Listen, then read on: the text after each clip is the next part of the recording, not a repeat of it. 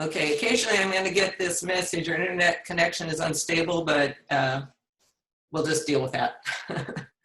Okay, well, welcome everybody. Oh, why does this keep coming back on?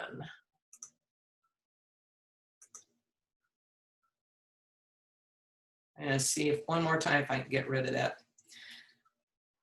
Let's see. Okay, well, welcome everybody to Lunch and Learn.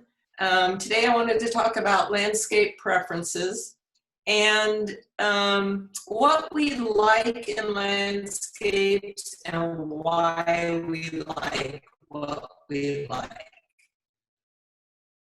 So a lot of people assume that beauty is just in the eye of the beholder and everybody likes something different and we all have a different opinion about landscapes. But there is a consensus among many people about what we like about landscapes. So I wanted to talk about our preferences and what we think about landscapes. But before I talk about that, I want you guys to look at these 4 pictures here. And just a really quick look, I want you to decide which one you like the best. So when you look at them and I want you to go with your first impression, just look at it and make a quick decision. Just take a few seconds here and make a quick decision about which landscape you like the best. So you have A, B, C, and D. And just remember the letter of the landscape you like the best. And then we're going to come back to this later on in the presentation. So why should we really care about what people like in landscapes? Well, in my profession, I teach landscape design, and I'm also a landscape architect, and I do a lot of design work. I really need to know what people like so that I can design a landscape that they will enjoy and that they think is aesthetically pleasing. But one of the issues that we had, I work a lot with the Florida Friendly program, and one of the issues that we had was that every time that we would go out and talk to people about adopting a Florida friendly landscape or changing their landscape to be Florida friendly, the first question that they would always ask is, what does it look like? And they said, I don't want to do a Florida-friendly landscape unless it's going to look good. And we were having a difficult time trying to explain to people that Florida-friendly landscapes don't have any particular look to them. They can look a lot of different ways. And we decided that we needed to, as part of our social marketing message, learn a little bit about what people do prefer in landscapes, how they perceive a landscape, their knowledge of it, and also what they think about maintenance in terms of landscapes. And there have been a lot of studies done already on this, but we wanted to find out more particular about people in Florida and what perceptions and preferences they have. So one of the things that we really need to think about is how do people actually think about a landscape? The average person, when they look at a landscape, is just going to evaluate it totally on its visual appeal. So like in this image right here, when people look at this landscape, they say, oh, that's a very nice landscape. It's very neat. It's well cared for. It looks like somebody's taking good care of it. And since it looks so good, it must be healthy. And therefore, it's good for the environment. So that's that totally on what that landscape looks like. They really don't have a lot of knowledge about the ecological benefits or maybe even the environmental benefits of that particular landscape. But that's because a lot of people don't have the knowledge to judge it on the ecological benefits, but also of all our senses, like our hearing and touch and so forth, we get about 90% of our information from where we make our judgment on, just how does it look? And then they also evaluate it on how they feel when they look at that landscape. So aesthetics is a huge factor in human behavior and human experiences. So for example, if you were to go to a botanical garden and you're walking through the garden, you would probably say that you would want to linger in the garden and you would rate that as a very good experience. But then if you went to an old abandoned lot somewhere and it was full of weeds and different plants, and you would probably say, I actually don't want to linger here, I don't even want to walk through it, and you would probably rate that as a poor experience. So, and the main difference being the aesthetic appeal of those two areas. Studies have also shown that when people prefer a landscape and they find it very aesthetically appealing, that they will take better care of it and they will care more about the landscape. And so that's a really good thing to keep in mind when you're doing designs of public spaces. We find that if things are well designed, people are very careful about taking care of the landscape. So what do we really like about landscapes? Well, we like very large, colorful flowers. Actually, anything with color, any plant with colors. So you see this picture here with the crotons and the tie plants and so forth. That image, that one was rated very high, and people said, I really like the color in that one. People also like large, bold plants with well-defined forms, like a large bromeliads or aloes. That people find that very appealing because they can easily distinguish those plants, and the form is well-defined. When it comes to trees, people like trees like this one in the corner here with this very large arching umbrella-like canopy and a thin trunk. And that actually is the preferred tree form for all cultures around the world. In studies that they've done, everybody likes this particular, about why that might be a little bit later. The other thing that people really like is a organized complexity to their landscape, which means that they like variety. They don't want it to be too simple because then it's boring. But they do like it to be a little complex, but it has to be organized in a way that there's some sort of pattern so it doesn't look too chaotic.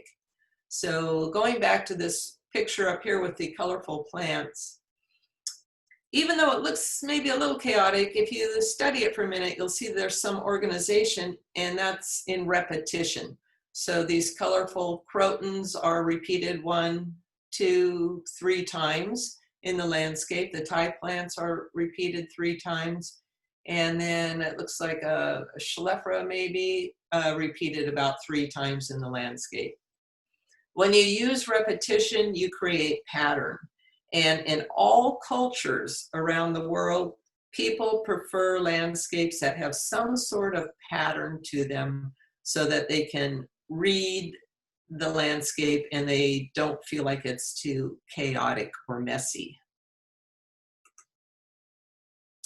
So other things that people like are these multiple beds and curved bed lines. So this is a very traditional landscape up in the corner here, in the upper corner, with these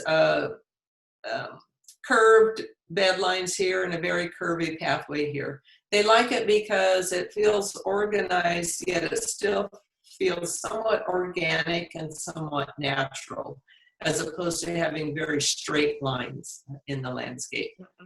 It also shows some design sophistication. It probably looks like maybe a professional design. Oh, okay. Somebody's talking, but so the other thing that people really like a lot are the open vistas. So this picture down in the left corner here, especially views across to open water. People really like that. They like to see in the distance. And that's one of the reasons why people like to buy lots on stormwater ponds or lakes, because they like that open, clear vista. It's also a reason why in a lot of developments, the developer charges more for lots on ponds or lakes because they know people like that. The least important to most people is the type of plant material. So in this photo that's down in the bottom right corner, people don't really care about what plant it is as long as it looks good. And for a lot of people, that's just because they don't know their plants. They wouldn't be able to identify it anyway. But they do have preferences for the look of the plant. So the plant type, not important as long as it looks good. Other things that people like about landscapes is they want a landscape that looks like it's well kept, that it exhibits care, like somebody is taking. And they also like the idea that there's some human influence, usually a built element. It could be a pathway, a fence, a pergola, something like that, that's in the landscape. So the picture up in the upper right shows this brick pathway going through what looks like maybe a little bit chaotic landscape, but the pathway tends to civilize it a little bit, provide some organization, and people are more likely to say, oh, I'll walk through this landscape. If that pathway wasn't there, they probably would not be quite as willing to kind of bushwhack their way through this landscape. Also, landscapes that are very clear in use. So the picture on the bottom left, this is a front yard, and people understand what they're supposed to do in this landscape, and that is, walk to the house. And that's very important for people. They don't want to be confused about what they should be doing. So there are some theories about why we like what we like, and behaviorists who study human behavior and the environment have developed these theories. Some of them have been around for a long time. Some of them say that, well, it's just based on our evolution. It's an innate preference that we have. Others say that there's another theory that if a landscape looks to us like it's a safe and secure landscape, then we're hardwired to like that landscape as we evolved. And that's the prospect refuge theory, which we'll talk about in a minute. Other theories say, we only like landscapes that really elicit pleasurable emotion from us. So if we look at it and we feel, that something is beautiful or we are in awe of it, then we like that landscape. And others say, well, it mostly depends on our experience as we're growing up in particular, and our culture, whether we like it or not. So let's look a little bit closer at each of these theories. So the evolutionary theory says that we like landscapes that looks like a savanna. So I have some pictures here, and many studies, and you can see the studies listed at the bottom here, have been done on this particular theory. So disregard the zebras. I couldn't find a good savanna picture with no animals. And when they have done these studies, they have found that most people, by far, prefer this particular biome or landscape, this savanna biome, over, say, for example, the conifer forest, which is pictured in the bottom left, or the desert landscape in the middle, or the deciduous forest over on the right. There's high preference for the savanna. And when people describe why they like it, they say, well, it's easy to read. I understand what's going on there, and I don't feel like I would get lost in this landscape. So some of the things they describe as liking is this low ground cover with an even, smooth texture and a very pastoral look to it. They have a depth of field. They can see what's going on far out into the landscape. And there's these widely scattered groups of trees here. And you'll note that these trees have that form of that kind of arching umbrella canopy and the thin trunks there. So that might explain why in cultures all around the world, prefer this tree because our ancestors evolved on the savanna, and we are hardwired to like this type of landscape. So there's also the historical perspective on this, and it's another way to explain why people might like this. When you look way back in history, long before there were behaviorists who said, you know, we evolved on the savanna and so we're hardwired for this.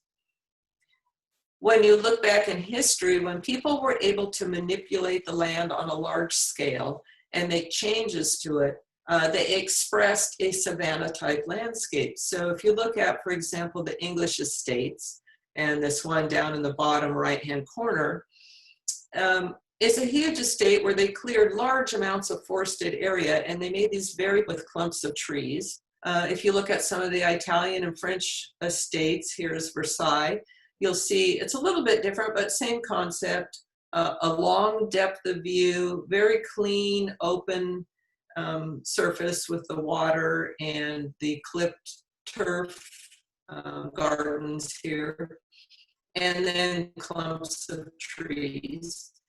And even the Japanese gardens, although they're on a much smaller scale and they used gravel rather than turf, as they're smooth, it's a smooth texture, it's even, and even their trees were selected to have that umbrella type of a canopy with the narrow trunks. So the behaviorists who study this say that there's a historical reference to these preferences that have been kind of savanna-like throughout history. So the prospect refuge theory says that it's closely tied to the savanna theory, and it says that the savanna was beneficial to our survival. There was an opportunity to see, so that's the prospect part. You could look out, you could see if there were animals that you might be able to hunt or animals that you would need to hide from. And that's the other part, the refuge part about this theory, is that it also afforded us opportunities to hide and be safe if we needed to. So these kind of landscapes have the open spaces. They might have some low shrubs in them, but they also have those clumps of trees that provided safety. And so the picture in the bottom left corner shows a view looking out from hiding in a clump of trees along an open area, and showing how that perspective might have led people to like this type of landscape.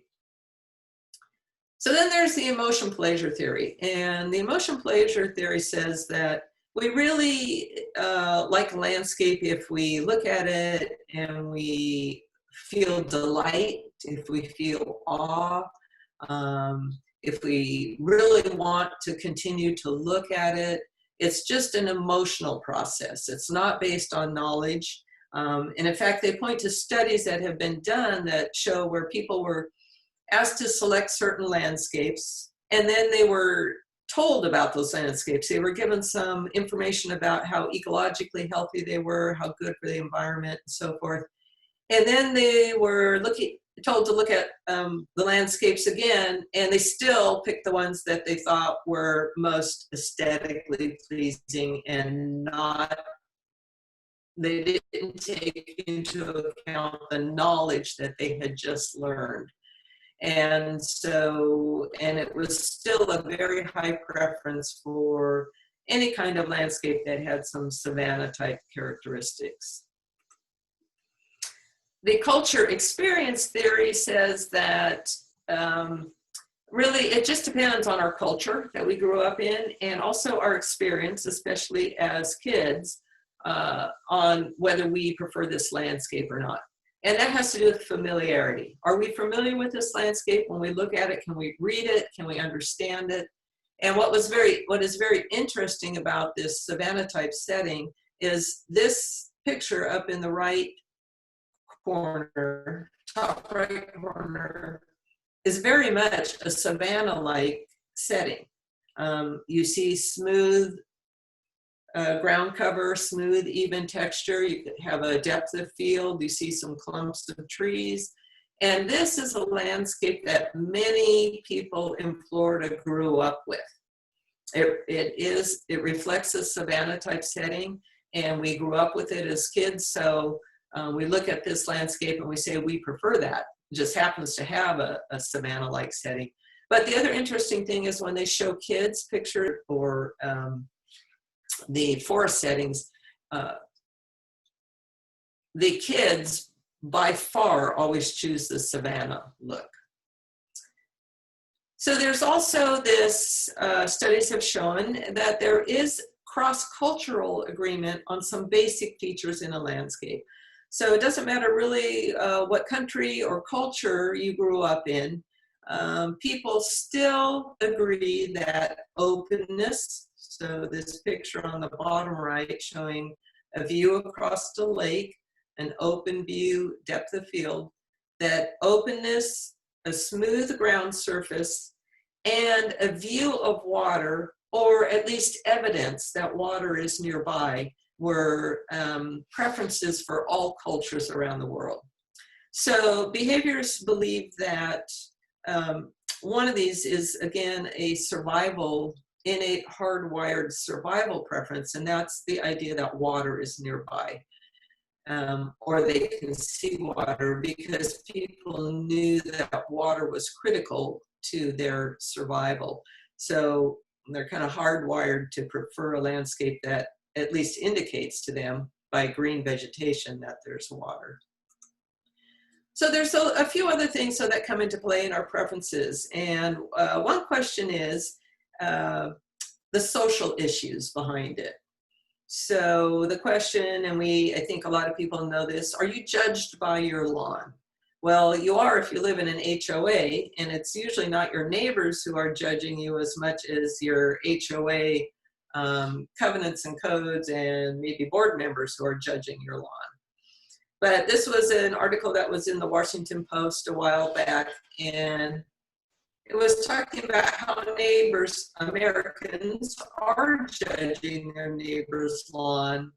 And the problem with it is it's causing some environmental consequences, and that is that idea that you have to keep up with the Joneses, you have to keep your lawn very lush and green, and so we are overdoing it with our fertilizer, and as you are all very familiar with, I'm sure, the fertilizer a lot of times ends up in our water bodies and creates a lot of algae problems.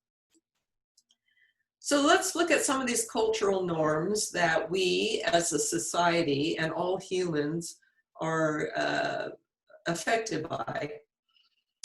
First of all, we do want to fit in our neighborhood. We are social animals. We want social acceptance. We want to have good relations with our neighbors. So we are concerned about what our neighbors will think about our landscapes in our front yards in particular. And so we tend to follow the norm for our neighborhood. For example, on the top, this is a neighborhood up here in Gainesville that's close to my house. And you can see it's a little bit different from this picture on the bottom, which is in a neighborhood in Sarasota. But all the neighbors in this neighborhood up at the top, they have similar yards with a lot more vegetation, a lot more trees in them.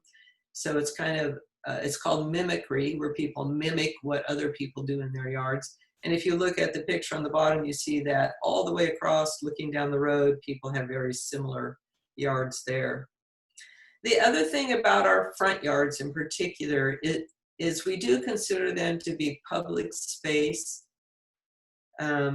sometimes community space, and we do want to exhibit some pride in ownership or show that we care about our community and that we recognize that everybody who lives in this community sees this area, and we don't want to be the yard that everybody whispers about behind our backs. That is not a good situation. So there's some other things about this cultural appeal too. Property value. We know that, or people are taught that, a green lawn, large trees, a well-kept yard value.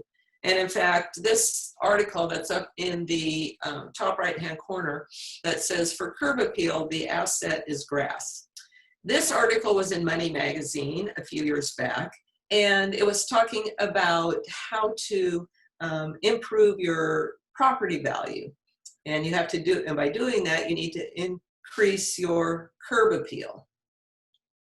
And it says here, turn that lawn into a fine green carpet, and your whole house becomes more valuable. People pay attention to that message that is coming from realtors, from, great literature like Money Magazine and so forth. And they say, well, if I want to get top value for my house, I need to have this green lawn here. And I need to have some nice trees. The other thing is security. Many studies have been done with eyes on the street and other cues to care issues. And they know that if people come into a neighborhood that is well kept, it's a cue that this yard is cared for, somebody lives here, they are watching out for their neighborhood and for their neighbors and their street, and this is not a place where you should come to do something bad. So they look at it as a good security measure. Plus, having kind of this open view, especially as you approach your front door, is a good idea as far as security and safety. That's called the CPTED technique. It's crime prevention through environmental design. And they talk about, keeping open, clear sight lines in your yard. Some of the other cultural norms are maintenance knowledge, being concerned about wildlife, and your environmental attitudes. So for example, maintenance knowledge. This particular picture up in the top right corner was sent to us by a person who said, I want this yard to be certified as Florida friendly. And yes, it might be Florida friendly, but it's probably not a yard that most people would want to see in their neighborhood. Other people are concerned about wildlife, and this yard that's pictured in the bottom left is a pollinator garden. And you can see, I put these two pictures in here to contrast, you can see that you can still have a lot of pollinator plants and kind of a natural looking garden. But if you organize the plants and you put a pathway through it and you show that there is some more care being taken, then this is an acceptable yard, where the one up here is not so much. It doesn't look like anybody's taking care of it. We did a lot of focus group studies with people about the shoreline of their stormwater ponds, and people are very concerned, for example, about snakes and gators, but they did express that they would really like to see a lot more wading birds. And so having that kind of pro-environmental attitude helps to, also helps with preferences for certain types of landscapes. So here's sometimes the issue with a Florida-friendly landscape or a more ecological landscape is a lot of people have this picture or image in their head that if it's too natural looking, there's not going to be any large colorful flowers. In fact, the flowers are literally very hard to see. Here's one with some beach daisy, and you can see that the flowers are a little bit hard to see. They pictured dense vegetation, and that's not pruned, like this uneven growth habit, just like maybe some of the plants in the picture in the bottom here. And then less defined organization. So you really don't know, you don't see any patterns here.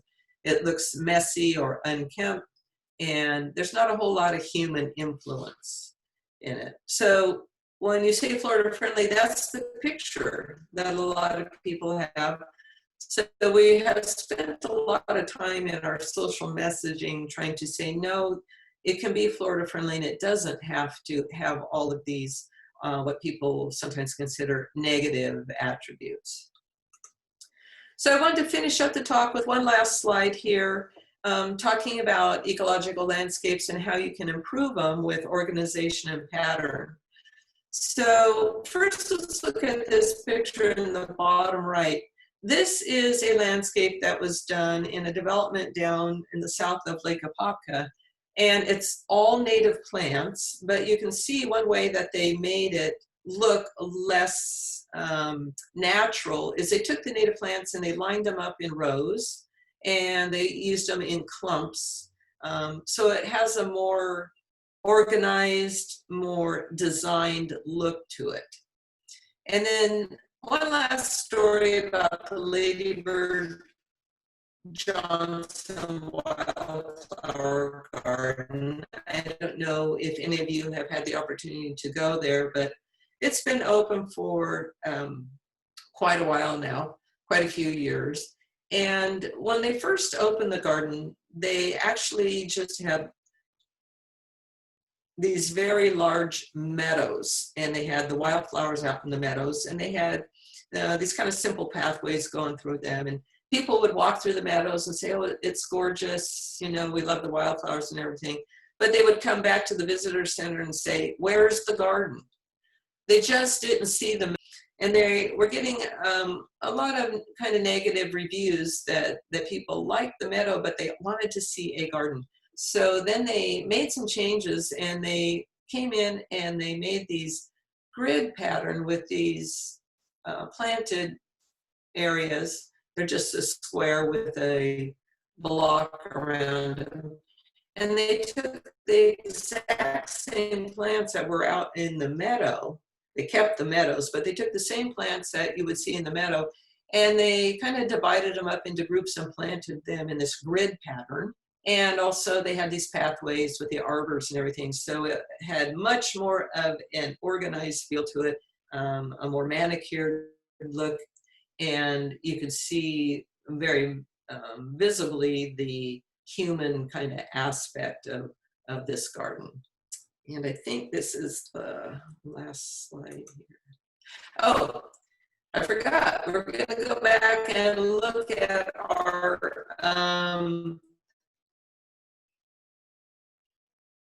our images here. So I don't know, John, if you can put people back on, if anybody has any questions or anything. I'm curious to see what image that people selected out of these four as their favorite image. Yeah, if anybody at this point, I mean, we're going into the Q&A section right now as well. So let's just use this as a chance. If anybody has any strong feelings or preferences, or if you want to comment, go ahead and talk to Dr. Hansen right now. So anybody want to comment on slide A? Was that a favorite comment? Or I mean a favorite landscape? Anybody select that one? No? Okay. I've seen in the chat box, somebody said, I like A. Patricia. I like A, okay. How about B? Anybody have a comment on B? Looks a little rough. Any chat box? Looks a little rough, okay. So maybe not quite as organized as you would like it. Max says, B looks like a labor of love, natural yet somewhat unorganized, or somewhat organized. Somewhat organized, okay. Yeah, there's not a lot of repetition in it, so maybe a little bit more repetition might help it look a little more organized, but definitely a more natural look to it.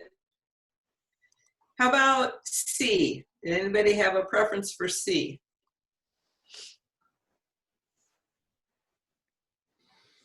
This is actually a coastal landscape here. I'm seeing some C's show up on the chat. Okay.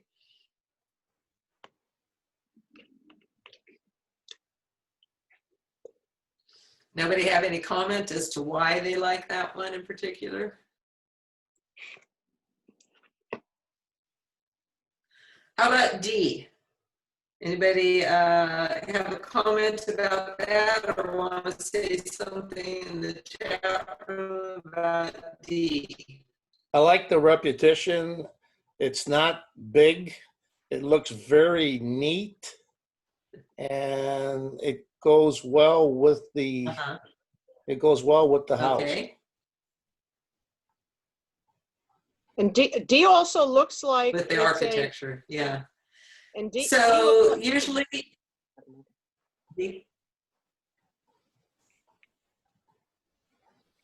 go ahead. D looks like it's D looks like, Carrie, did you have a comment? Yes, ma'am. D looks like it has a little bit of little more symmetrical with the ratio of the the lawn versus the landscaping. And like Joe said, it's a little bit more organized. Yes, yeah. Yeah. So D is often the most favorite for a lot of people who look at these. And one of the comments is that there is a more balance between the amount of turf and the amount of plant material. And actually, we just finished doing a study. It was an eye tracking study, and we had people look at landscapes that 80% plants was the favorite. There was another one that had only 25% plants and 75% turf. That was not well liked. And another one that was 75% plants and only 25% turf, which was okay. That was, I think, the second best. And then there was one with all plants and no turf, and very few people liked that. In fact, I'm not sure anybody liked it. So they were more like this one, the letter D view, where it was 50-50 was most highly preferred. And that was the way we did that. They were wearing special glasses when they looked at the images, and then we tracked where their eye was moving, and we also tracked the area of the photos that where their eye lingered the longest. And what's interesting though about this picture, a lot of times when especially the master gardeners would take a look at this picture, they'd always comment on that palm tree needing a little bit more nutrients because it looks a little like it's not quite as green as it should be. So you guys probably all agree that that needs a little more Absolutely. nutrients for that palm there. Okay, so did anybody else have any other questions? I think I might, let me see if I put, no, these are just some more slides on cues to care, but I think we're probably out of time. So if anybody has any other questions about preferences, about it, you know, generally, do you agree that the things that people like with the kind of open feel, large colorful flowers, organization, well-maintained, Yeah. are those preferences that you guys also have? Well, yes and no. Yes and no. Yes and no here too, but C, my main comment on C is that I don't like that big old tree in front of my house, in front of my door, on my roof, especially on the Okay. coast. Yeah, Good point. yeah. That's actually a comment that we get quite often about landscapes is people are, and especially if they live on the coast, very nervous about having larger trees close to their house. That's understandable, especially if they don't live here year-round. They don't want, during hurricane season, trees coming down on their house. But, you know, in the focus group studies that we did find that maintenance was a huge, huge factor in preference. A lot of people would say, you know, I really don't like a landscape that's not well maintained. And so what I usually try to teach my students when they're doing design, I say, think about maintenance first, because a well-maintained landscape is always a good-looking landscape. And then if you select plants that are easy to maintain and that you don't have to do a lot of trimming or pruning, and plants that are hardy where you don't have to use a lot of fertilizer or pesticides or herbicides or whatever, then automatically that landscape is going to be environmentally friendly, because you've selected plants that look good, they don't need a lot of life support strategies to make them look good, so it's going to be more environmentally friendly. Yep. And so those are some of the things that we try to teach our students, and that we try to teach with Florida-friendly landscapes, is select your plants right from the beginning that are easy to maintain and always look good. Okay, any other comments? I got one quick question I see on here. So Barbara Wilson is wondering which is the most Florida friendly out of all these here. That's actually a very good question, and all of them, maybe with the exception of A, which might have a little bit more turf than we would prefer to have in a Florida-friendly, but all B, C, and D are all Florida-friendly Florida-friendly landscapes. The one thing, though, that we don't really know about what people are doing in these landscapes is how they're maintaining them. And for example, in D, that is a look that we say is Florida-friendly because there's not a huge amount of turf there.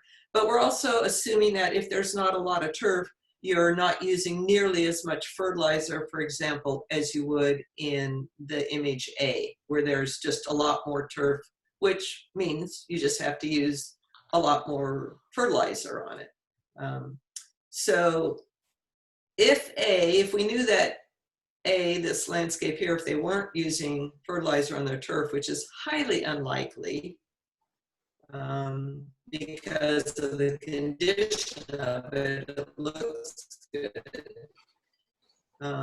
It might be considered Florida friendly. The other issue with A is it probably requires a lot more water, a lot more irrigation of that turf there. And it's just because it's a lot more turf. So more turf, more water. And we really want our Florida friendly landscapes to be more drought tolerant and not require as much irrigation. So that assumption is that on B and on C and even on D, that these plants are more drought tolerant and don't require as much water. B for sure, Daddy? that one, you know, wouldn't need as much water, and C also. Yes. So yeah, tricky question. Which one is Florida friendly? I would probably eliminate A just because of the amount of turf, and turf requires water and fertilizer. So that would be the main issue with A. So We try to encourage, you know, at least 50-50, 50% turf, 50% plant material, or less turf even. okay.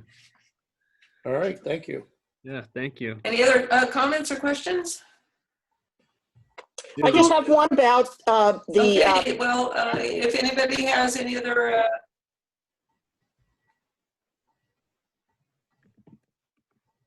didn't hear the whole comment there.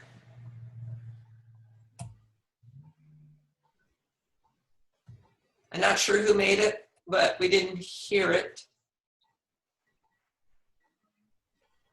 Okay. Yeah, somebody had a question, like go ahead and ask it right now. And we'll go ahead and wrap up and go to the all members meeting.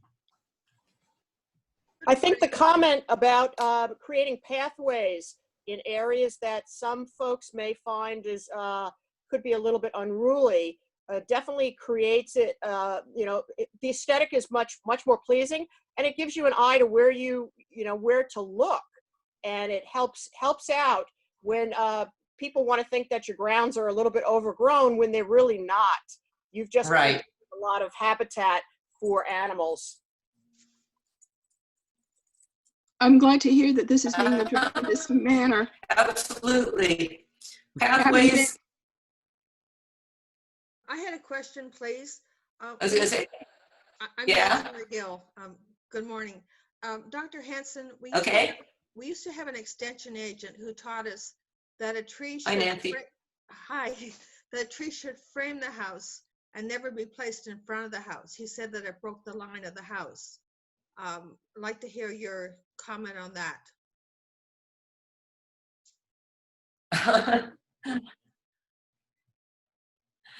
Yeah, that's not a design concept that I adhere to.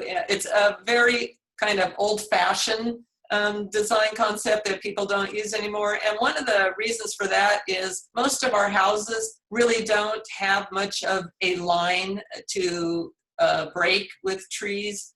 For example, if you look up on image A there, that line is already broken just by the multiple roof lines there and everything.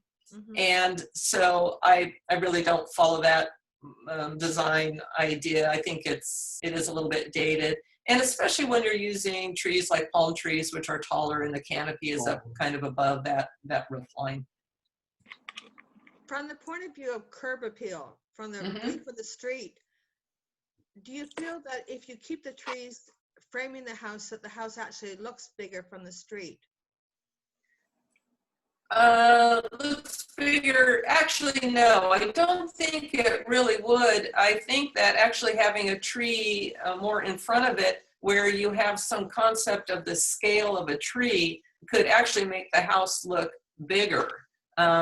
Now, if you have some really dramatic, nice architecture, and it's not your regular run-of-the-mill, planned unit development house that looks like all the other houses in the neighborhood, and you have some striking, nice architecture, then I would probably move the tree to the side and let the house kind of shine. Because people really do pay attention to the architectural style of the house. The yard should just be kind of the setting in which the house is placed, and it should actually improve the architectural feel of the house. So if you look at it, for example, in picture A, in this one palm tree that's over to the right, there's a blank wall right there behind the palm tree. And it's a pretty open, fairly large wall there, and it feels like it needs something. And I think putting the palm tree in front of it helps to break up that blank wall right behind it. So strategically, if you look at the building and you say, well, it might be nice to break up this blank wall, or I wouldn't necessarily put trees in front of windows because I think you need to see out, and so I wouldn't go that way. But I think that you just have to look at the front of the house and decide where you might strategically place some trees. And they can be in front of the house and actually set closer to the curb too. And that really helps with curb appeal. But people do definitely like trees. Again, it would help to set it off and farther away from the house, because then it alleviates people's fear of the tree perhaps falling on the house, or a limb, falling on the house. So if you have room, sometimes it's a little hard in a front yard because a lot of us have utility easements and other things in our front yard that we can't plant trees in that area. But if you look at image C, for example, that tree that's very close to the house there could easily have been planted over here on the side, on the left-hand side of that area there where the grasses are and so forth, and falling on the roof or something like that. But what about the tree roots cracking the foundation of the house? If you have a tree and you think it's cracking your foundation, you should have it removed. That's not a good thing. But I know that one of our faculty members who was recently retired, Ed Gilman, who was our arborist, he said that's actually very rare that trees will crack foundations of houses.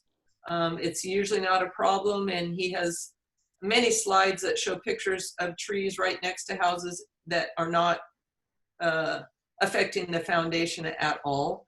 The roots tend to grow down more, and so it's not that common of a problem. But if you do have a tree that gets very large, like a live oak or some of the other oaks and so forth, that might be a reason to remove it, because they tend to have those trees, they fan out a little bit more at the base and might present a little bit of a problem. Okay. Thank you. I can You're comment welcome. on that one a little bit. It's because Yes, John. so yeah, just to follow up on that, yeah, if the foundation was created well in the beginning, the soil will be compacted underneath the house, and the roots can't invade into that space, and so that's why they'll kind of fan out from there most of the time. Like they'll be able to they'll divert from that area. So just to follow up there, but yeah, I guess I think we're Yes, up to listen time to here. John. He's the tree expert. So Okay, well, thank you everyone for attending the Lunch and Learn. I hope it was interesting and you learned a little bit. Yeah, it was very nice. Thank you. All right. yeah, Well, we'll thank have you. to have you back at some point, Dr. Hansen. I feel like this is some of the stuff I didn't really see a whole lot of, like over in environmental horticulture, like the thinking about why we do what we do. And I would definitely be curious to see more of like the landscape architecture side of things. Yeah, so anytime, just let me know, because I have obviously a lot of presentations for my class and so forth on landscape design, and I can talk about some of the elements and principles of design, and if people are interested, so just let me know. Well, thank you very much. I guess with that, we'll just go straight into All right. yeah. Thank you. So I guess we'll go to the all members meeting here. Okay, I'm gonna shut down.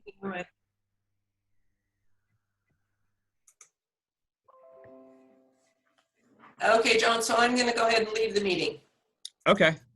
unless you have some reason for me to stay. There's Judd. Hey, Judd. Hey guys, you see me? I see All right. a small picture Take of care, you. Dr. Hansen. Okay, thanks. All righty. I guess just some updates from here. We're currently open to the public. We've been having folks come in the clinic the past couple of days. It's been interesting. I feel like I'm a bank teller a little bit, the way that we've got the plexiglass set up here and the arrangement, but so far so good. And I think I'm still kind of working out the kinks with the front desk in terms of how to let people in effectively. I almost feel like I need, security like button or a security button where you kind of like you buzz somebody in or something. But I mean, we're working with what we got and it's working so far. But outside of that, I guess I forgot to send a link for the legacy committee, Zoom meeting that we're going to be having in a couple weeks on the 17th. So I'll include that on our next email. And with that, if anybody has anything, any particular item that they want to share or bring up here, let's just go ahead and you've got the floor. I do. Dina does. Hey, Dina. Yeah. I'm going to go on video for a second. Hey. Okay. Everybody's me. Hi. Hey, Hi. it's a treat. So an idea has emerged. John and I talked about it, and Loretta, who is our PH News editor, and thank you, Loretta. It's an idea has emerged that sounds like it might be a lot of fun. And what the idea is that since we can't do Sunday in the Garden for the foreseeable future, that maybe we would take a picture, 1 or 2 pictures of something really special in our gardens. It could be a plant, a flower, garden ornament that you made, and we would send, it would be published in PH News. So I'm going to work with Shalise and send out the details of the idea, and just send in the pictures. It might be fun. It would be fun to see what is really, really special, that one special feature in your yard. So that's the idea. That's it. That's my 2 seconds. Yeah, something cool, something educational. If you got it, bring it up and share it with. So you want it to send to you, Dina, or to Loretta? Yeah, we send it to me, and as I said, I'll work with Shalise to send out all the detailed information. It'll be published in PH News over the next few months, and not in June. We've missed the June deadline, but we'll look for July, August, September, and yeah, all of us have something. I know we have something special. You know, that one flower. You know, a vegetable, an herb, a garden ornament that you made. I mean, we love our yards. That's why we're master gardeners. So share with us what is really special. Okay. So thank you. Thanks, Dina. Bye. How do I get out of here? Stop mute. Stop video. All right. Any additional items? Now is your time. John, I got a question. Shoot. What will the conference be about next Monday? It was an email from Ed, and apparently it was coming from somebody in the administration office somewhere. Huh. A conference? Not a conference, but like a Zoom conference. It's the Friends of Extension. Oh. Yeah, I haven't seen anything about that, to be honest. Oh, really? Let's, How long did he? 3 o'clock Monday afternoon. When is it? 3 o'clock Monday afternoon. So it's Zoom. If you guys got it, I mean, all Master Gardener members, you know, volunteers are considered to be Friends of Extension. And if you've got the invite and you're interested, go to it. yeah, it was something I believe you had to sign up for, and I was just curious about it. It was the Extension Connection Stakeholders Meeting. Mm-hmm. on Yeah. Joe, this is Dina. I think it has to do with the administrative vision of our program. I think. That's what I got from Ed Thrall's email to us. Is That it it has to the do with vision has to of, do with visioning. is it is the vision of just our extension or No, overall? I think it's my Statewide. spin is statewide. Okay. Okay. That's my spin. But you know who knows is Ed Thrall's. He sent out the original email. I was just wondering. Yeah. Yeah, it's not something that's been on my radar. I'm pretty preoccupied with just keeping the homeowners happy these days. So, I mean, and I might have seen that at some point and just said, well, I'm not going to be able to go to a stakeholders meeting, that type of thing. Like that's not exactly in my wheelhouse. So, but I think all of you are stakeholders. If you want to go give it a shot, and just email whoever it is to get the password or whatever for Zoom to get in. Why not? So, Hey, John, that was an email that Ed sent out on the 22nd of May. 22nd. Yes, And you sir. do have to pre-register. And they send you the password. Yeah, you have to register in advance. Right. Well, cool. John, how you doing, bud? I'm the all-time master gardener here still. So, All right. I mean, holding down fort, and I mean, I don't know. I guess like I want to try and get to focusing on more material and hammering out like a plan for having classes and stuff like that. I'll be meeting with Ava on Thursday, and so we're going to see if we want to have a class this year or not. Like really hammer that out if we're going to actually have a schedule for online and that type of thing. But it's complicated. I mean, it's going to be almost like if we don't have, we go back to a normal schedule, then, you know, we're going to have basically like 2 classes that have to, you know, everybody's hours will be the same for the next year, basically. So it's like the year that didn't happen, kind of. So tough to say, but, you know, taking it day by day. Or how about, do you guys, I'm kind of curious, other counties sometimes have like a coffee hour, like coffee time. The challenge that we have here is that there's, you know, even here right now, we got 54 people. It's really hard to manage on Zoom, and we'd have to break up into rooms. I mean, would you guys be interested in doing something like that? Like where we just break up into like 15 or so per room and just talk to each other? Is that something that people might want to try? I'm just putting my feelers out there to see if like there's anything or any suggestions related to that to get a little more socialization in regarding the program.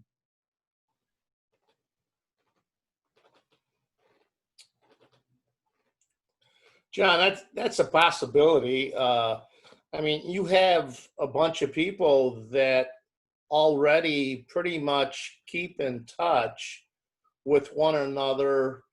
That could be extended very easily. It's just a matter of doing it.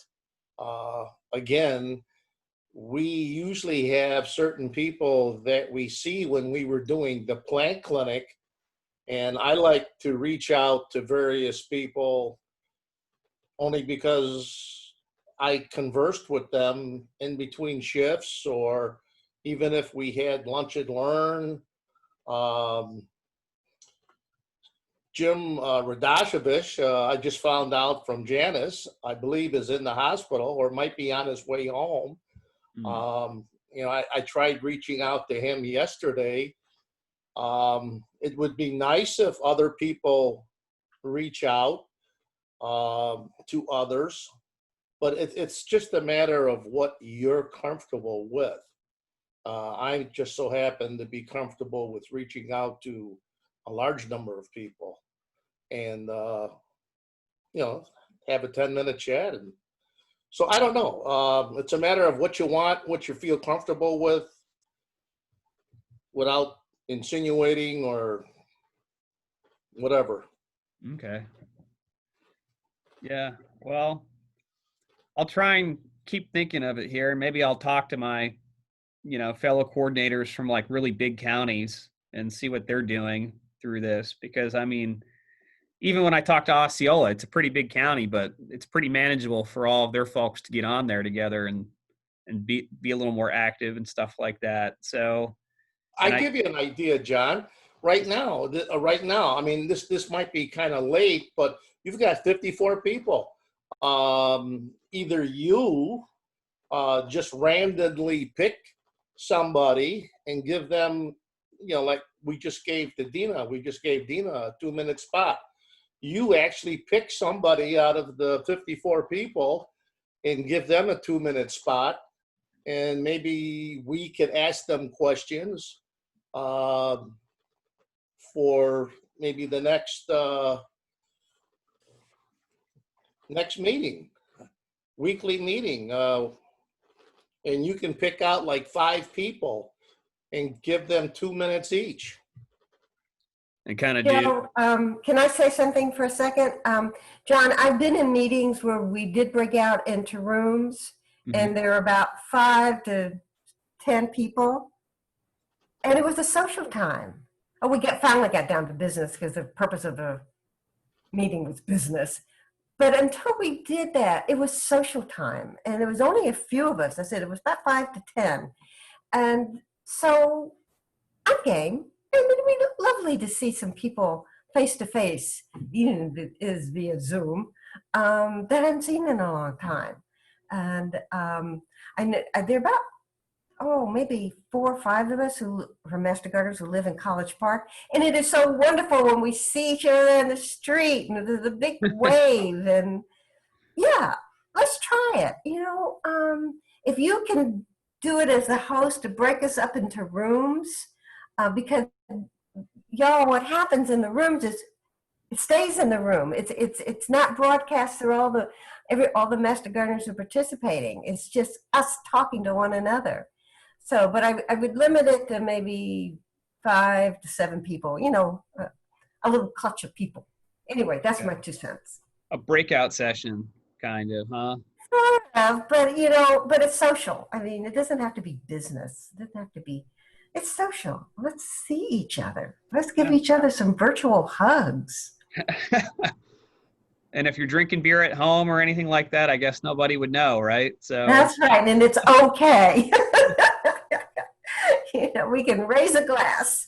Okay. Well, I'll try and figure out. I'll play around with Zoom here because they've updated it. As you noticed, we had a little more trouble with it today in terms of like I feel like the bandwidth was a little off. Something was screwy with it, but I'll try and work on the breakout rooms and the other features like polling and stuff as well.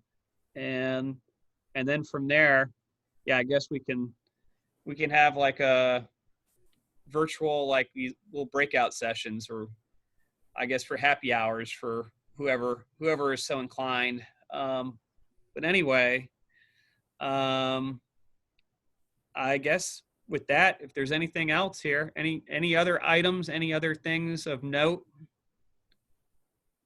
you've got the floor.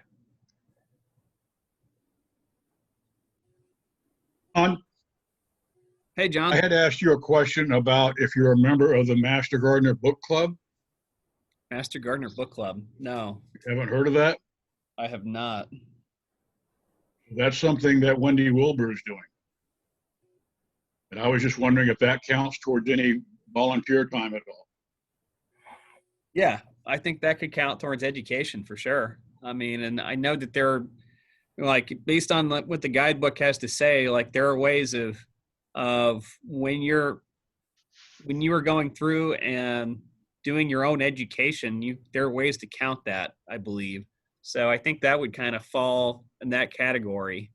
So, but yeah, that would definitely be encouraged. I'm not in Wendy's book club, but I need to go take a look at it here, apparently. Okay. And just Anybody else a member of the club? Right now, we're in our second book. It's about pollinators.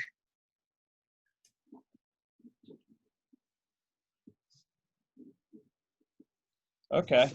Well, I'll look into it, and we're gonna have Wendy on here pretty soon. I think maybe even next week. And so yeah, so we can have her put a plug in for it, and get more information from her on that too at that point. So how does one join? I'll dig up a link to it. Yeah, I saw somebody put a comment there on like where to find it at. I'll go ahead and find it and attach it in the next email I send out.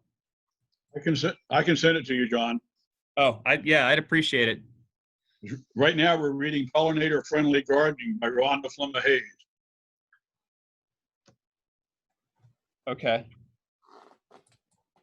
Well, I'll put the information out for anybody interested in getting to that.